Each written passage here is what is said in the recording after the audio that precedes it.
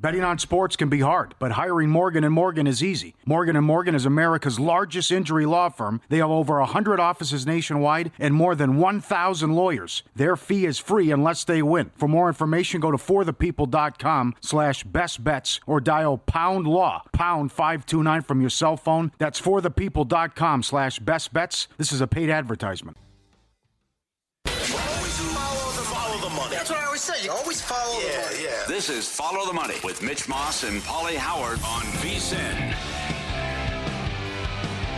Good to have you on board as we are live in downtown Las Vegas from the Circa Resort and Casino in this hour, a Thursday night football betting preview, and we'll tell you Michael Lombardi explained how the North Carolina job came together, and he is leaving VSiN in a couple of weeks. You're going to hear from him coming up in a little bit on this show. We continue here talking college football with professional sports bettor Brad Powers. He is on the Progressive Guest Line.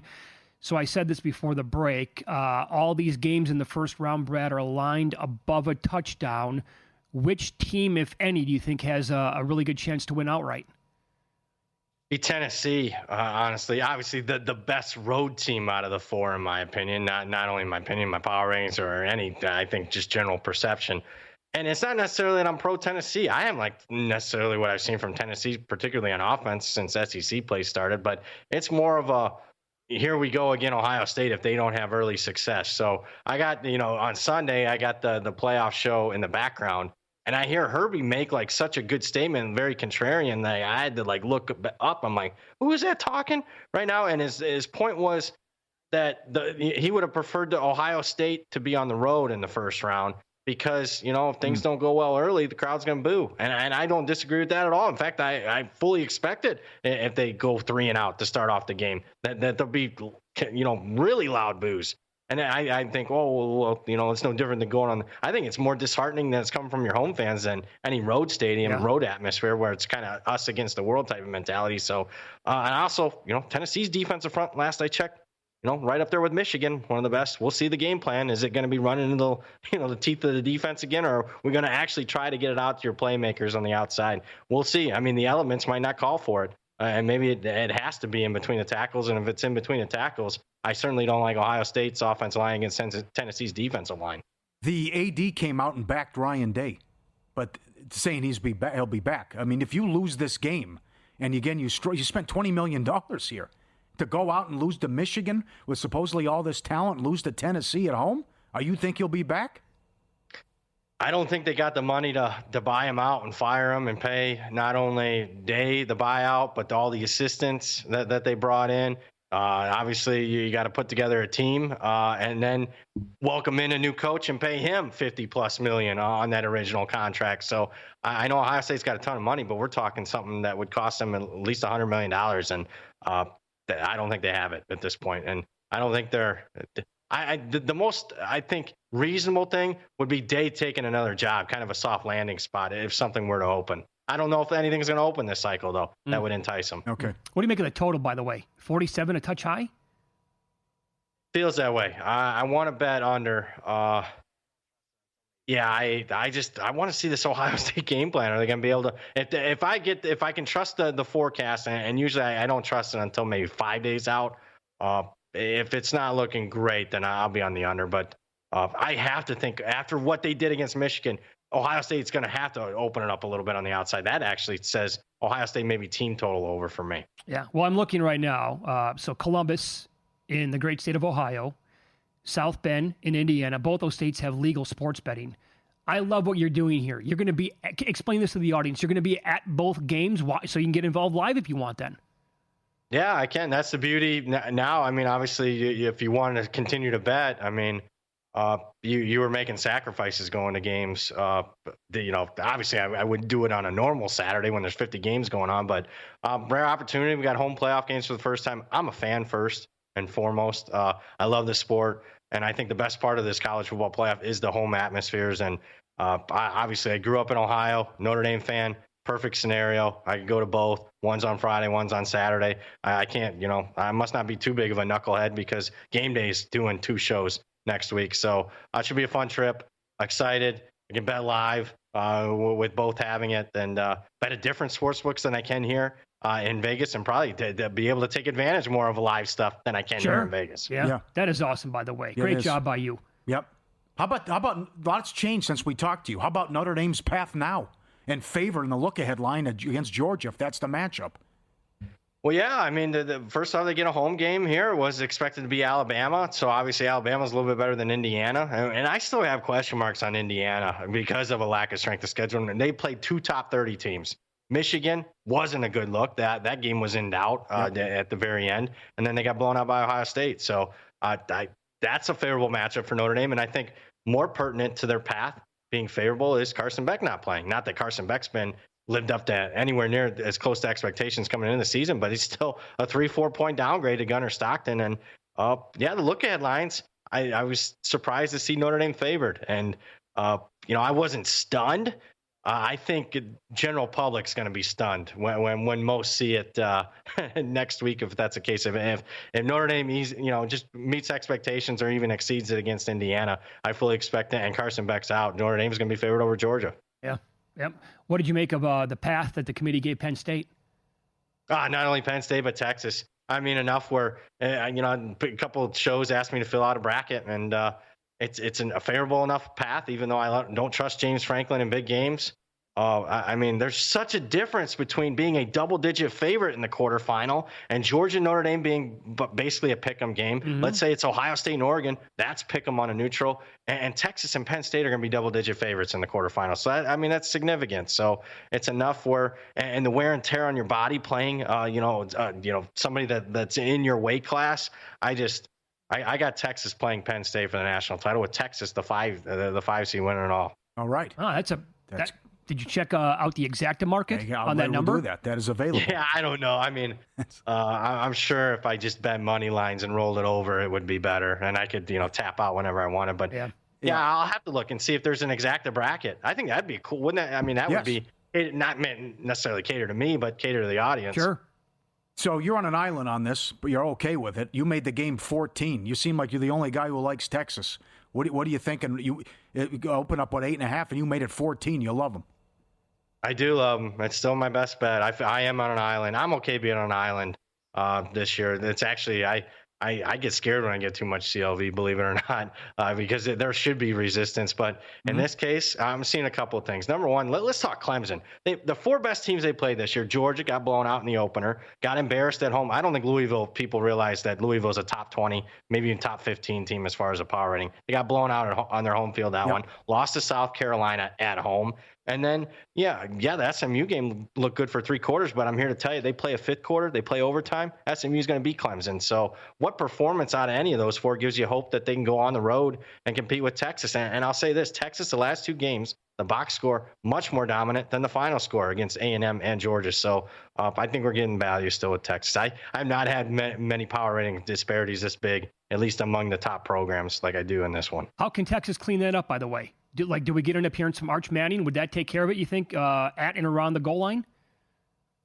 I'd like to see an Arch Manning package because, the concern is it's tough laying points with an offense that's been struggling in the red zone. I think having an extra week, hopefully Quinn Ewers is a little bit healthier. Did you see that brace that he was still wearing against Georgia? I would hope Sark has a game plan. It's more of a play against Clemson's offense. I don't think has any success. SMU's defensive line was starting to get after Klubnik. And Maffa, what do you have, like 30 yards in the game? If you're only getting 30 yards against SMU, what are you going to get against Texas? How about SMU Penn State? And I know you don't trust Franklin, and that's fine. I don't trust them either. They look great offensively in the Big Ten title game. But SMU, they were a little spooked to start. But once they settle down, I totally agree. And I love Jennings and what they've looked like offensively since the quarterback change. What do you think here? Well, this could be the one game. I know what you're saying with you're right, with the weather. This could be the one game where weather is a problem, though. Penn State more than a touchdown. You hit the nail on the head. This is the one where I'm going to be really tuned into the weather. Not that Dallas does get cold, but, it could be brutally cold. And they were spooked by the atmosphere. I know they settled in, but this is going to be even a worse atmosphere. That was a half-filled stadium. And they're playing with expectation. I think the expectations as far as the moment, hey, if we lose, we might not make the playoff, kind of hurt them. They're playing with a little bit more free money in this game. But on the negative side, they're playing in front of a whiteout. And I know Penn State's not – the ticket demand isn't the same as like the Notre Dame-Indiana game, but that'd still be a the most hostile environment by far that SMU's any of those players and coaches have been a part of. So I do lean Penn State, but it's a pizza bet. Okay. So you might be the perfect guy to ask this, because I know others have talked about, hey, look, now that our team made the playoffs, you're asking us to maybe go to 4 games. This is going to be very, very difficult. And that goes back all the way to the title games last Saturday. As someone who grew up a Notre Dame fan, you're going to this first round playoff game. If they keep winning, do you plan on going to more of their games in the playoffs? No.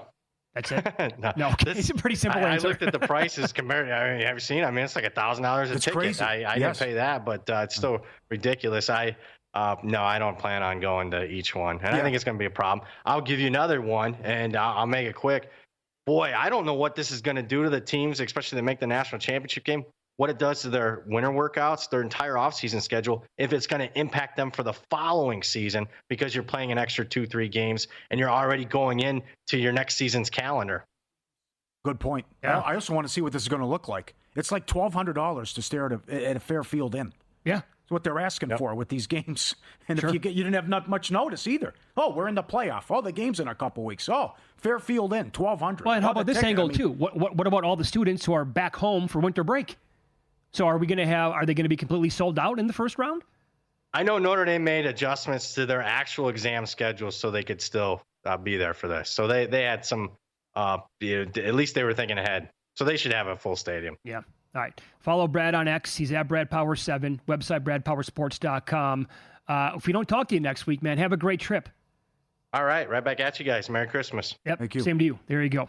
He was on the Progressive guest line. Yeah, he's saying during the break, Columbus to South Bend. That's like a 3.5-hour drive. He'll go to bang out the game Friday night, go to Saturday night. It's a hell of a trip. That is. Well played. Michael Lombardi, VSiN host for a couple more weeks, has accepted the GM spot with Bill Belichick as the head coach at North Carolina. He'll explain why coming up next on VSiN.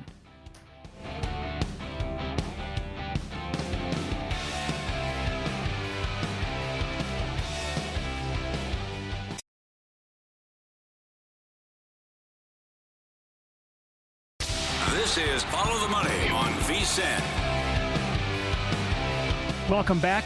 It is Follow the Money here on VSiN, the Sports Betting Network. We are live in downtown Las Vegas from the Circa Resort and Casino. Coming up in 15 minutes, a full-blown betting preview of the Thursday night game with player props between the 49ers and the Rams. Some big news this week.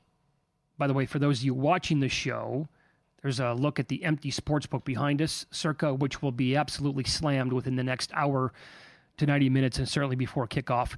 The Bill Belichick news this week, I mean, I could only think of the scene. Boy, that escalated quickly, right, from Anchorman? How the news first came out, and you're like, wait a second, is this really going to happen? To the report, I think it was on Tuesday, like, yeah, it's looking like it's going to be a done deal. In fact, he has accepted the job. They're waiting for North Carolina. Then that flipped, and then all of a sudden, yesterday afternoon / early evening, not only was that going to happen, he was taking VSiN host Michael Lombardi with him to be the GM of that college football program. So Michael was off his show today. The press conference, of course, was in Chapel Hill. He was there for it. He is going to be hosting his show here on VSiN, which is at 8 Eastern in the mornings, and 5 o'clock out here on the West Coast for the next couple of weeks. And then he is off to Chapel Hill to take that job with Bill Belichick. So obviously he's been a staple and a force on this network for, my God, several years. Awesome show. Very strong opinions every single year during the football season. And we wish him nothing but the best, and we hope that they kick ass and take names there in North Carolina. Yep, we're rooting for him. And in August, he said he couldn't come on Mondays anymore because he had a weekly meeting with Belichick. And I'm thinking, what's that all about? And then you read the ESPN.com story today where this was McDaniels, Patricia Lombardi, Belichick, Zoom call every Monday, going through the league, players, salary cap, all of it, and getting a game plan together. And they wanted the Bears job, and they thought it'd be with Caleb Williams and the offensive firepower there, and then the Bears didn't call and reach out. Which is just like, are you serious? This is what happened. The Atlanta Falcons, what are you doing? You got what you deserved. It's in the article, how disgusted he was with Fontenot, where he's sitting there and he has to listen to that guy break down what he thinks of constructing a team and drafting process and all of that. He's just like, I've been to 12 Super Bowls. I have to listen to this. But he didn't want total control there. It was fine with being the head coach. It doesn't work out. The whole article is about, this is an FU to the NFL and how I've been, quote, voted off the island, and that I'm disgusted what the NFL has become. I'm the greatest coach in NFL history, yet only one of 7 teams showed interest in me. The Kraft bad-mouthing me to everyone behind my back. Don't hire this guy, whatever. And then it goes back to, and we'll hear from Lombardi coming up, but the man who did the book about him, that predicted this, that he's a teacher. Why would you, that came up today. Why do you want to do this? You're 72. He goes, beats working. This is what I love to do, coach and teach. How about that's what I'll be doing. The guy who wrote the book? Yeah. And Michael Lombardi will talk about this too, when you're going to hear from him in a second. The guy who wrote that book on Belichick 20 plus years ago now, predicted that this would happen. Right. Well, Belichick kind of brought it up about, I wanted to do this, but he didn't say it, but I was so successful in the NFL, it worked out for me, he said. Right. Like he wanted to do this. And he said, college found me. I didn't find college. Yeah, that's true. Also, the fact today that he made it quite clear that he's not going anywhere. Yeah, he didn't come here to leave. He's DiCaprio in Wolf of Wall Street. I'm not leaving. That's right. Not going anywhere. Right. So to watch this whole thing, and he kept the sweater when his dad was an assistant there all these years, and he brought that out today. And you see what they had, by the way? They had the North Carolina hoodie ready for him to go. That was good. Right. The AD is named Bubba. And the chancellor wouldn't answer a question, which was he on board with this whole thing? But then they just rapid fire. All the reporters got there and asked them stuff. And one guy actually said, yeah, the locals a little bit concerned. Like, how are you not excited and buying season tickets? Who's like questioning this in North Carolina? You haven't won an ACC title since 1980. Who's like on the fence about this? I mean, come on. You got Michael Jordan. You got $20 million NIL money ready to go. Well, they talked to one person? Well, I know some guys. Yeah, right. Some of the reporters are like, well, I don't know. Some of the locals are a little like unsure about what's going on here. But right. We also want to know more about the staff, and I know he's keeping Freddie Kitchens, and then we'll see if they get the band back together, and it's Patricia and Judge and McDaniels and what they do. But as Brad mentioned, the win total's up to 7.5, and I love the press conference, and this is great for college football. And don't tell me he's not going to coach circles around Dabo. Freddie Kitchens going to be what, the offensive coordinator? That I don't know. Okay. I don't. I will say this about that's going to be. Freddie Kitchens. I thought actually did a pretty damn good job when he was the OC of the Cleveland Browns. He was one of the worst head coaches I've ever seen in my entire life. Right. Same with McDaniels, though. Some guys are supposed to be coordinators and can't do it. You can say that about a ton of guys. Yeah. How about Vic Fangio? Absolutely. How about Norv Turner? Yeah. Right. There are Wade Phillips. Yes. Right. There are plenty of guys who are awesome, and there's nothing wrong with that. Just go out there and be a great coordinator. And once you dabbled into the head coaching aspect of it and you were terrible at it, okay, then just don't do that anymore. This was Michael Lombardi on his very show today here on VSiN explaining how the North Carolina job came together. But this came together because Bill wanted to go back to college. I think if you read the David Halberstam book, Education of a Coach, Halberstam predicted that one day Belichick would go back to college football because he values teaching so much. And I think the landscape of college football has changed dramatically in the sense that it is pay for play. And, you've got to evaluate the players on the roster. You've got to put a dollar sign on the player. And then you've got to be able to motivate and coach within the framework of monetary compensation. So, for me and my relationship with Coach Belichick, once he decided he wanted to do this, and then he asked me if I wanted to do it, then, I thought, why not? This is the perfect time, the perfect setting, and for my wife and I to go back down there and enjoy, college football in the most incredible little town that is going to be a football town in the future. There's no doubt that Michael loved doing a show here every single day. That'd be tough to turn down. Mm-hmm. Put yourself in his shoes for a second. Belichick asks you to become the GM of the program. You going to say no to him? That'd be tough. Now, what's that move going to be like? Michael's a big city guy going to a small college town now. I'm not concerned about the fit. I don't. That doesn't. No, bother I'm just saying lifestyle is all I'm yeah, saying. Yeah, sure. Yeah. But I think they'll fit right in, and I think he'll crush it. I think they'll both do an excellent job. I mean, and the fact that there's been some pushback on what happened and how it ended in New England, but certainly look how bad Mac Jones is. And he took him to the playoffs, and he also won games with Cam Newton. Okay. Well, a little bit more here from Michael Lombardi talking about how they might put together a team and structure it at the college level.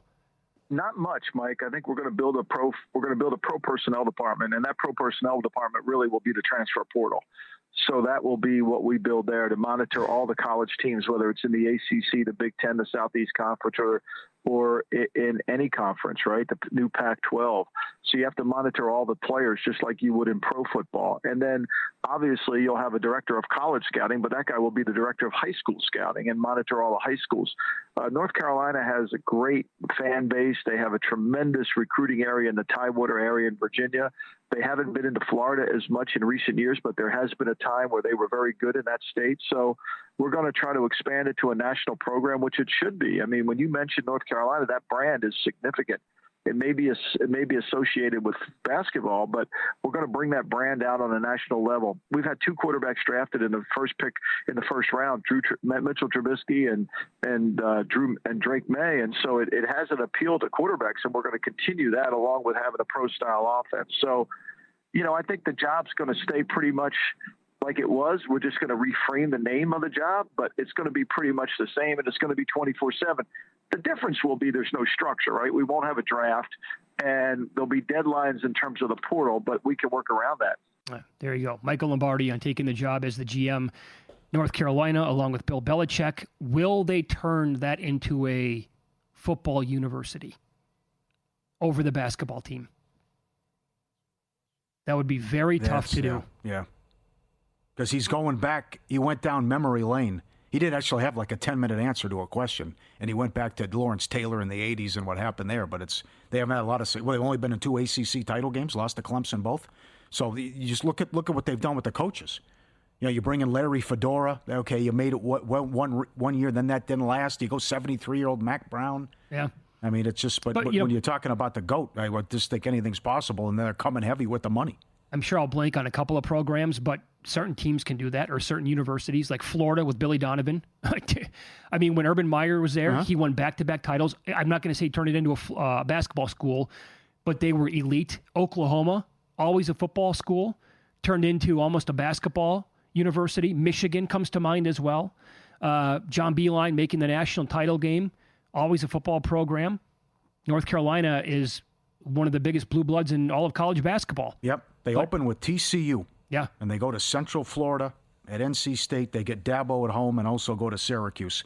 Nothing delivers comfort and joy like the unrivaled quality and taste of Omaha Steaks. Guaranteed perfection in every single bite. Save on great gifts with 50% off site-wide omahasteaks.com. Get an extra $30 off with promo code MONEY. Legendary steaks, great desserts, burgers, 50% off site-wide limited time. omahasteaks.com. Our listeners get an extra $30 off with promo code MONEY. Code MONEY. Go get it now. It's the real deal. It's awesome. Shipped right to your door. A Thursday night football betting preview is up next. Talk about a monstrous game with playoff consequences.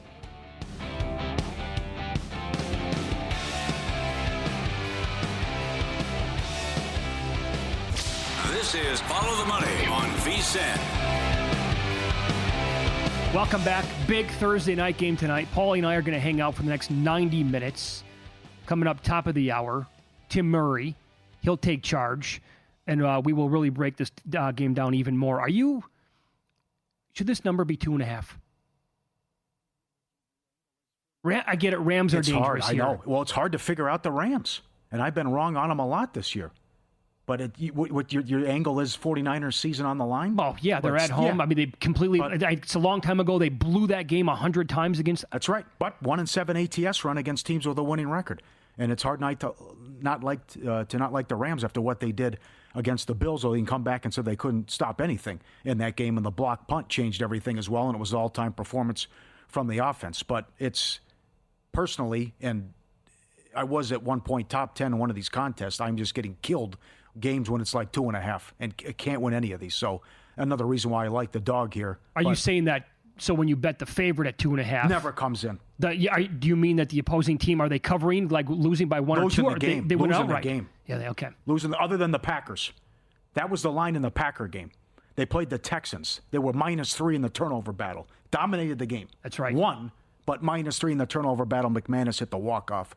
And I think it came 1 or 2. Oh, I haven't even asked you yet. Do you want to do field goal props tonight? Yeah. No, I can't with the uncertainty with the Niners. And I think this could be a high score. The run we've had with these primetime games, Yeah. I can't get there. With the Rams defense? Right. McVay's probably has to be aggressive, too. I can't get there with that, too. No. Don't want to do anything with the field goal props. Purdy, rushing yards under. Puka. Again, I know about the short turnaround, but 89.5, when you see he's getting 13, 14 targets a game, and they need to have it. And I just think there's value with Kupp, too. And a good price here, plus 270 at Circa to have 90 yards. I think Stafford, again, can have a big game through the air. And while it points to Garando doing something on the ground, because the Rams are so bad with their rush defense, I understand what you're saying with Jennings, but I think that's more where it's, okay, here comes the rushing attack, and the Rams can't do anything about it. Don't laugh at me. I wish, knowing what I know right now, middle of December, about betting same-game parlays, I wish that we could reverse to the beginning of the year. And I say that because people need to keep in mind that same-game parlays and player props, like a full menu of player props, out here in Las Vegas was not even a thing until this year. Same-game parlays definitely were not. I've learned a lot this year, by the way, is that you don't necessarily have to go for a huge payday by betting, a guy to score 2 touchdowns and have 100 yards and 10 catches. Not everybody's going to have a Jamar Chase every single primetime game or, when they play on Sundays. But as I've learned, you can bring these numbers down, go alt numbers, and still get a payday that's, between even money and, 3 or 4 to 1. This is right up your alley, and I had this in my notes. Caesars does this. I don't know how many other books. This is a great game to live bet in-play props. Okay, so now this is absolutely, always had addictive. Oh, boy. I loved it. You're not going to put the phone down, by the way. I was doing it in the Monday night game with the Chase Brown stuff. I'm like, what? This is the number? Yeah. Still in the Cook stuff and Ferguson? I mean, this is a game where you can look. If it's going to be, is Shanahan going to throw it? Is it more about let's gash him on the ground? This is a great game with the props, with the in-play and live wagering. But also, I can't get away I'll give you an example on that. Yeah. Deebo Samuel might be the perfect guy tonight. That's right. He's been terrible this year. He's had 2 good games. And also, what if they come out tonight and try to establish the run? Okay. And he gets like 3 carries on the first drive, or 3 or 4 carries on the first 2 drives. Yeah. You probably know that's going to be a thing as long as it doesn't turn into a blowout. And the guy gets benched. Yes. Where you could then attack it and say, okay, he's going to get the carries. Let me attack that, and maybe the rushing yards too. And you did this in the Seattle-Arizona game. Oh, I could tell you, because first of all, I was in a pinch in a fantasy league, and I picked up Zach Charbonnet, and that was before Walker was ruled out. Once he was ruled out, I was all in on the Charbonnet props, and once I saw that game plan and how they were going to use him on almost every single snap, and the Cardinals had no answer to slow him down, I'm like, give me 100, give me 125 right now at some, plus 350, plus 7 to 1. And he got, the only one that I missed out on was 175 at like 15 to 1 or something like that. Mm-hmm. But that continued pretty much the entire game. Yeah. It's hard to get away from the Puka props, though, when you just see what he's done. 14 targets for 162 last week. 8 for 56, the weird game against the Saints. Mm-hmm. 13 for 117. 9 for 123. 14 for 98. It's got to have you, though. Got to have you. Playoff push. Right there. Plus 150 to make the playoffs and brought the same price to win the division. I have an easier schedule than Seattle. Seattle's got Minnesota. Yes, you do. And Green Bay coming up. And then Chicago. Which it's a pick 'em, I guess. Maybe Seattle won. But it's right there for them if they can do this. And I can't believe the job McVay has done. Remember, they were so bad to start the year and all the injuries, and this guy might make the playoffs. He's also excellent on short rest. 8-1 ATS run, 13-4-1 ATS run, short rest. 27-13 ATS run in December. And then I mentioned earlier about the Niners, 1-7 ATS run against teams with a winning record. It seems like they're begging you to take the Niners, but they're going to disappoint you tonight like they have the whole season.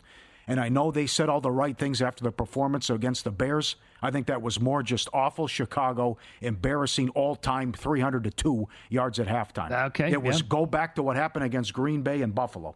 So does Bosa play? That's number one. You get Greenlaw back. You don't have Trent Williams. You get Garando back. But I think it's big from the defense. If we see what happens with Bosa, he's going to try to give it a go. We'll know more close to game time. I'll give you another one. I know ESPN Bet was doing this earlier in the year. I don't know if other books offer this or not. But how about targets? You could bet total targets in the game for a receiver. That might not be a bad idea. Yeah. By the way, the betting splits, guys, if we could go back to that graphic you guys had up moments ago. Again, very popular at vsin.com. If you want to look at the betting splits page, it's right there at the very top. And now you can compare DraftKings, a national book, popular with recreational bettors, to Circa, a very sharp book. And Circa right now has the Niners 2.5. No, they just moved it to 3. They just moved it to 3, minus 105. But 54% of the bets on the Niners, 60% of the handle. DraftKings has 3. Flip it, though. Rams, 64% of the bets, 56% of the handle at DraftKings. So, again, a more public book there. They're betting the Rams. Sharper side here at Circa, betting the 49ers. Each quarterback plus 350 to throw for 300 yards. And your Williams. What does that pay? Sorry? Plus 350. Plus 350. Either one. Yards. How about this? We got breaking news. I find this stuff interesting. At Survivor Sweat, they just had a record sale. Uh-oh. The highest total dollar amount ever for an entry in the Survivor Sweat marketplace finalized today. So the value, now that we're down to 51, $280,000. The person sold 95% for $134,000. Now, you might say, oh, what a steal. But when you look at it, and they do a great job on the website, they list who you've used, who's available. This person only has Chicago on Christmas. It went for $134,000, 95%. That's a big sale. That's your big boy. Well, so would the seller... So that goes back to, yes, you want to say the value's $280,000, but you are up against it on Christmas. There's 3 games. You got the worst team. You only have the worst team. You got Chicago. Do you know who the seller's going to go with this week? Who he has to use? They have Arizona and Minnesota available. Okay. Well, okay. So here's the thing. Would the seller have been betting off getting to Christmas Day? Okay. Think I'm going to be good. I'll get there. Then what? Get there. Yep. But okay. The problem is then maybe coming to an agreement on a sale around the holidays. Tough. Great point. But this person I think this person has a lot of money or available to him. Just hedge the other way. Could you do that? He's in great position if he can get to Christmas. If he got to Christmas Day. And there's a little chaos. He can come up with $300,000. Put $300,000 on Seattle money line. This is great. This is interesting. So it's not worth 280. Because look at what I don't have much to work with. Because he's only got that, yeah. He doesn't have the full boat. So it goes back to I need to bring in an expert about what is the real value of this ticket. Oh, boy. I only have the Bears on Christmas. Can we get this guy on the show tomorrow? Okay, I'll try to work on it. The guy who sold it? Okay. Yeah. I'll work on that too. But you like your chances that you have Arizona and Minnesota available this upcoming week. Move the chains. Well, but it's the next week. I think everybody has. That's a hell of a sale though for the guy. The person who sold it. Oh, with only one team left on Christmas Day? Yeah, right. No, I know. Can you really get to the finish line? You get Caleb Williams for all the marbles? So he got this far and made $134,000. Yes. It's pretty good. All right. In Pocket plays what we are betting coming up on Follow the Money. It's VSiN, the Sports Betting Network.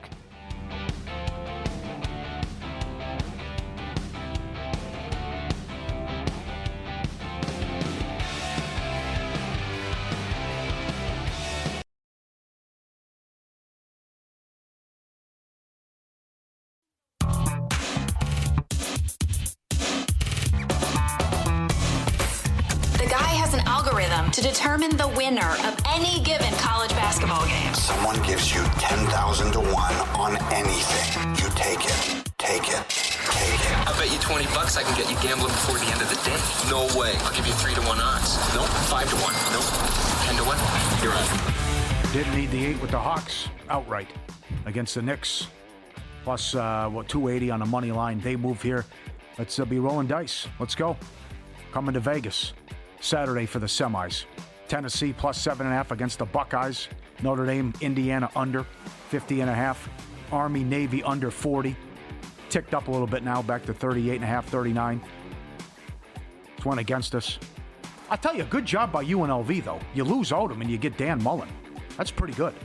I'll tell you.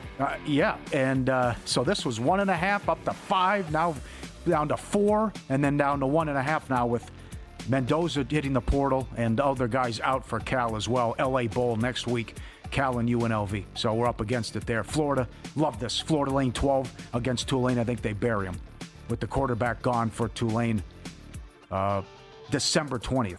Thank you with the notes on that game. That's coming up, and our first bowl is Saturday with South Alabama as a good-sized favorite, 8-57 last check. So there we go with the pending. Got anything tonight? I do not. Okay. I'm stunned. No kicker field. props, at least. Are you? Really? Yeah. No, I will next week. Dicker's involved. Don't worry about it. Okay, so I think we can... here's the good news. 2 winners last night. Oh, this is beautiful. Both of them on Karl Anthony Towns. Yes. Over 12.5 rebounds and over 30. He had 14 at halftime.